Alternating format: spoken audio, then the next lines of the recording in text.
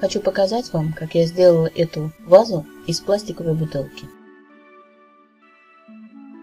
Вначале я отрезала горлышко бутылки, чтобы она больше походила на вазу.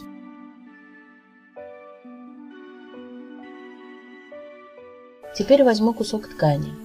У меня хлопчатобумажная. Как следует смачиваю в клее ПВА.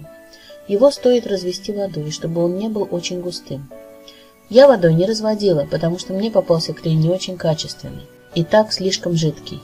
После того, как ткань вся пропитается клеем, начинаю формировать драпировку. Я хочу сделать параллельные складки сверху вниз. Края ткани аккуратно подворачиваю, чтобы не было видно срезов. Также скрываю тканью верхний край вазы.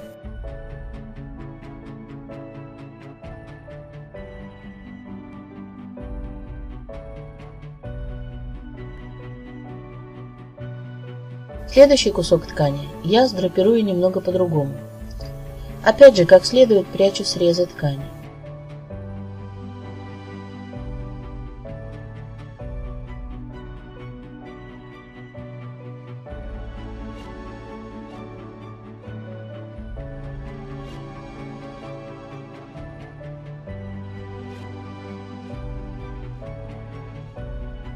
Добавлю еще кусочек, драпирую и увожу на дно.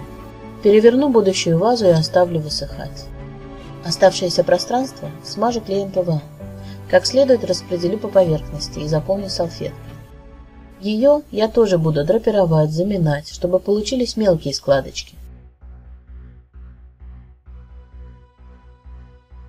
Закрою салфеткой и весь верхний край, чтобы нигде не было видно среза бутылки.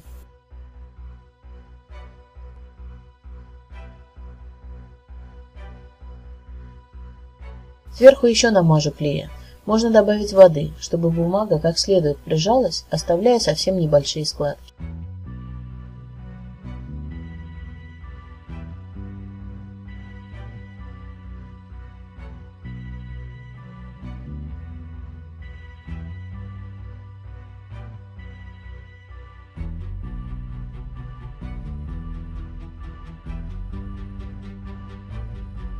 Ставлю на просушку.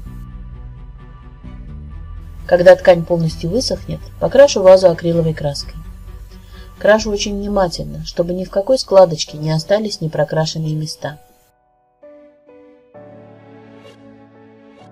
Оставшуюся краску разделю на две части. Одну сделаю светлее, другую темнее. Когда основа высохнет, темной краской прокрашиваю все складки изнутри, чтобы сделать их более отчетливыми.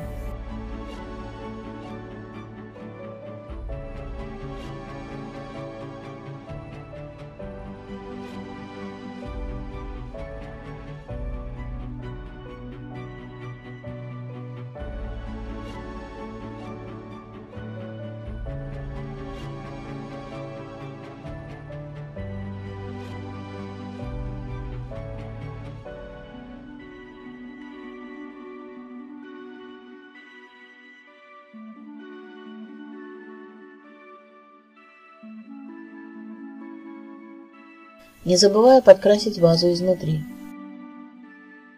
Более светлой краской пройдусь по самым выпуклым местам. Так складки станут выразительнее. Кисть у меня почти сухая.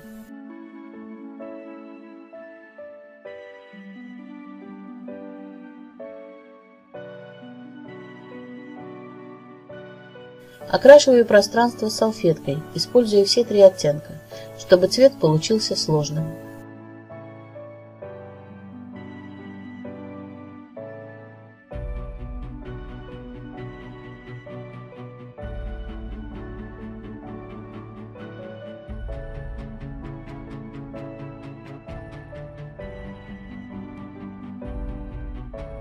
Займусь дном вазы. С помощью клея ПВА и кусочков салфетки формирую дно.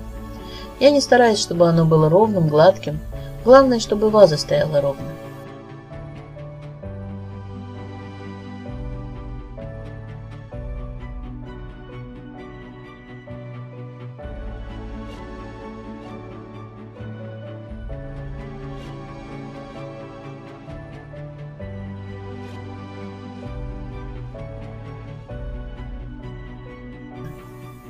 Окрашиваю той же краской, оставляю подсохнуть. Теперь покрою акриловым лаком. Здесь нужно быть очень внимательным. С одной стороны, чтобы не осталось непрокрашенных мест. С другой стороны, чтобы нигде не осталось лишнего лака, потому что излишки лака, высохнув, превратятся в мутную заливку.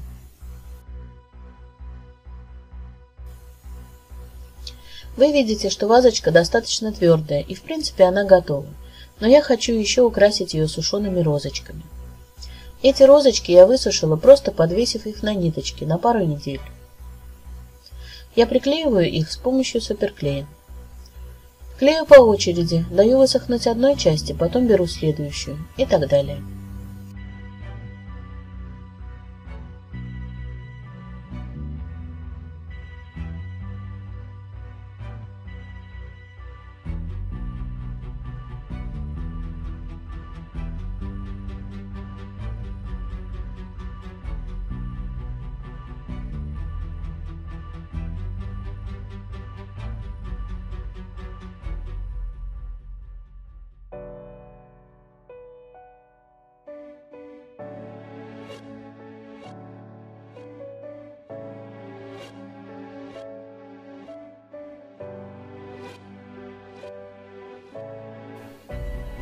Все, ваза готова.